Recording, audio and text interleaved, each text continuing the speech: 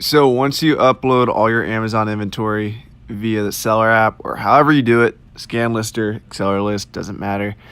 What you're gonna do now is go to manage inventory. So right here, inventory, manage inventory, and you want to make sure you select. In this case, they're gonna be inactive if they haven't been sent in yet.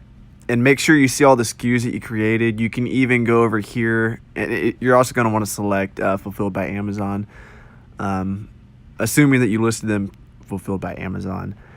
The next thing you want to do, this is pretty cool, you can search from whatever date you listed them. So if I listed them on the 8th of August, boom, all of these are the ones that I want to ship in.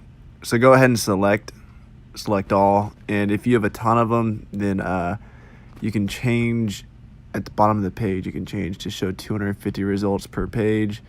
Go ahead and select all. In this case, only 25 for the example at 304. I don't know why it's only selecting 25. Anyway, this is just an example. Oh, here we go.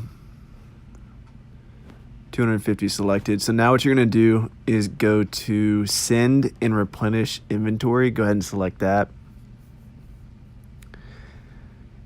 Now it's going to give you the option, do you really want to send these? Blah, blah, blah. Select yes.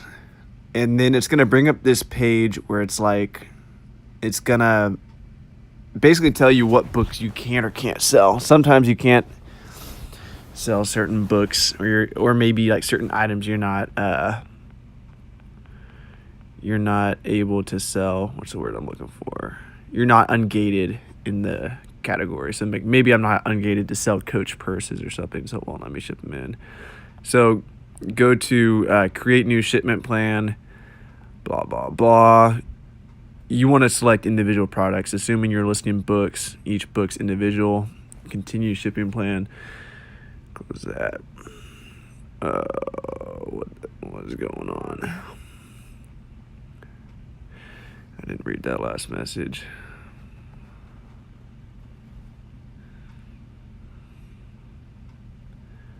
All right, hold on. Let's go back.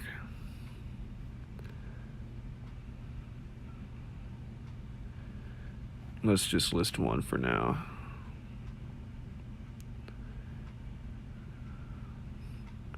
So it's going to bring you to the page, create new, continue shipping plan. Okay, so this is a page it's going to bring up, and it's going to let you know if you can't ship anything out, blah, blah, blah.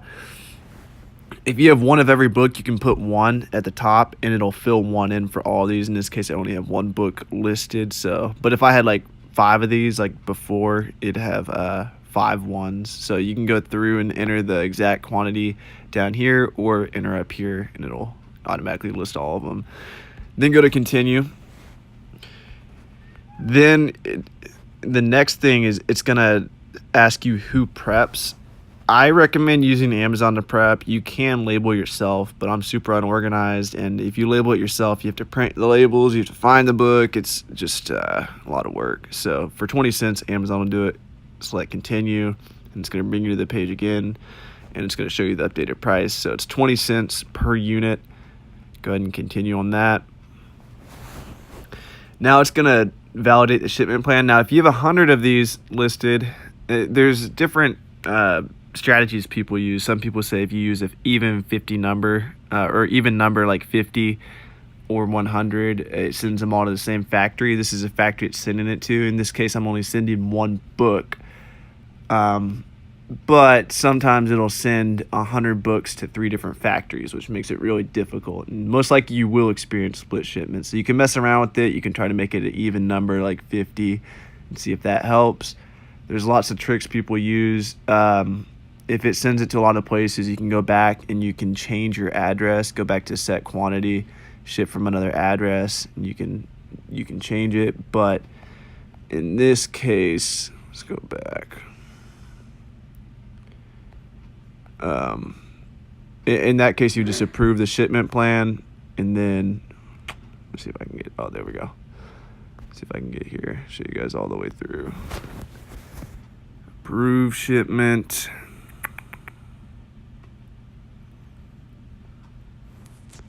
Work on shipment. So you can ship from FedEx is always cheaper. So if there's a FedEx near your house, select that. In my case, FedEx has always been cheaper. How do you want these items to be packed? Everything in one box. If you have less than 40 books, you can probably fit them all in one box. If not, multiple boxes. But in this case, everything's going to be in one box because it's one book. Enter the box weight. Probably going to be around 2.5 pounds. And you want to get as close to 50 pounds. You don't have to enter the dimensions. There's no point. They don't require you to, so why would you waste your time doing that? Try to get as close to 50 pounds as possible because, look, this is $4.25 to ship 3 pounds. If you ship 40, the most you can send in at once per box is 50 pounds. So I like to get like 49.9 pounds per each one. It'll actually turn red if you enter over the amount. Anyway, but for 50 pounds, it's going to be around $12 or $13. It's like 20 cents a pound or less if you do it that way. In this case, I'm paying over $1 per pound. So you don't want to ship them in small quantities like this. This is just an example. But yeah, you're going to have to deal with split shipments, and those suck. But you might as well list them all in and just deal with it. Just get them out of your house, ship them into the Amazon factory, and start getting paid. That's all I got.